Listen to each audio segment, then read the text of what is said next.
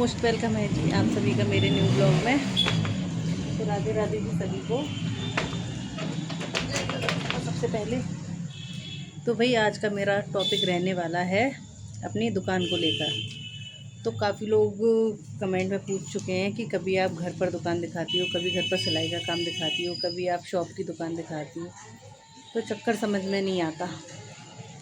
और आप देख भी रहे हो इस समय, देखो घर पे भी कपड़े भी सूखे हुए हैं और पीछे दुकान का भी सामान लगा हुआ है। तो भाई ये कुछ मेरी ज़िंदगी की अनसुलझी कहानी है जो मैं आज आपको बताना चाहती हूँ। आपका कन्फ्यूज़न दूर हो जाएगा। चलो मैं कैमरे को ऐसा कर लूँ थोड़ा।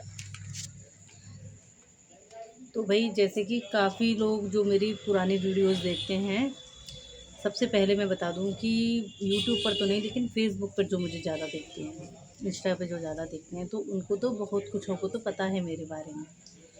लेकिन यूट्यूब पर काफ़ी लोगों को नहीं पता।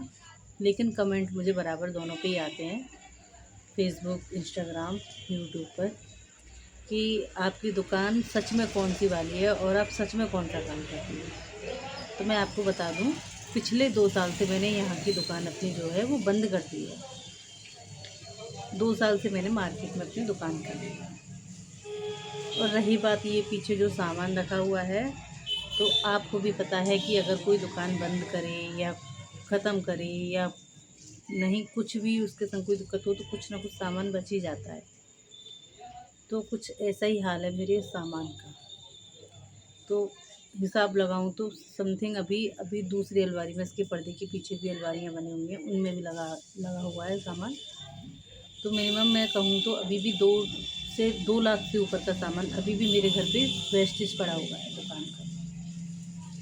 मेरे पास इतना टाइम भी नहीं रहता कि मैं किसी को सेल कर दूँ आगे।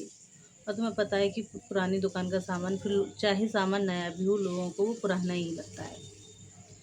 कुछ मजबूरी भी ऐसी हो जाती है कि नहीं टाइम मिलता है या जो भी है। लेकिन मार्केट में जो दुकान है वहाँ, और सबसे बड़ी कमी क्या है, जहाँ पर जो मेरी कॉस्मेटिक का काम करती थी, मैंने अगली जो दुकान ली है, अब जो दुकान करती हूँ, वहाँ पर ये सब काम नहीं है। अगर वहाँ भी अगर यही काम होता तो मैं शायद ये सामान वहाँ भी बेच सकती थी। और ये देखो, ये आपको ये दिख रहा है, बोर्ड दिख रहा है, ये आगे से आगे की तरफ से है ये।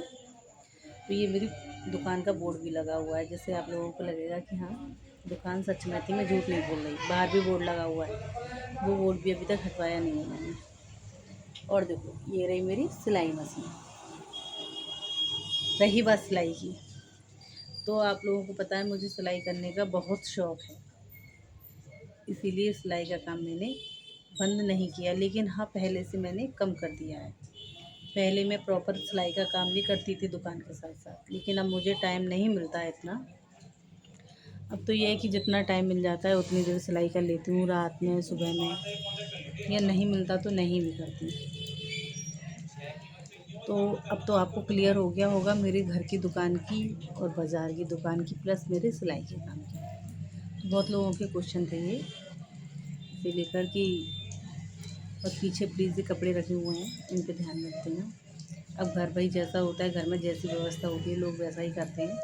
दिखावटीपन मुझे ना तो आता है करना और ना मुझे पसंद है।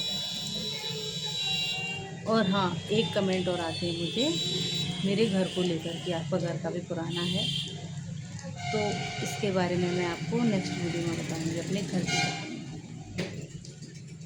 तो सबकी ज़िंदगी में कुछ ना कुछ कहानियाँ जुड़ी ही रहती हैं।